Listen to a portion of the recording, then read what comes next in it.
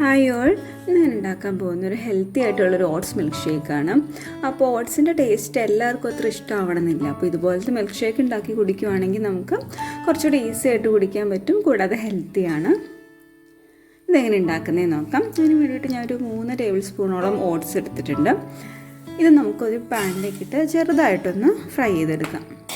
അപ്പോൾ ഒത്തിരി ഡീപ്പായിട്ടൊന്നും ഫ്രൈ ചെയ്യണ്ട, ചെറുതായിട്ട് ഒന്ന് ഫ്രൈ ചെയ്യുമ്പോൾ അതിനൊരു സ്മെല്ല് വരില്ലേ, അപ്പം ആ സമയത്ത് നമുക്കത് മാറ്റിയെടുക്കാം.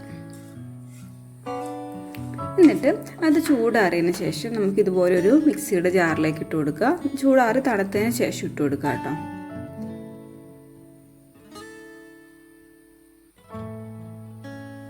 എന്നിട്ട് നമുക്കിതിലേക്കൊരു 2 ടേബിൾ സ്പൂണോളം പഞ്ചസാരയും കൂടി ഇട്ട് കൊടുത്തിട്ട് നല്ലോണം ഒന്ന് പൊടിച്ചെടുക്കാം.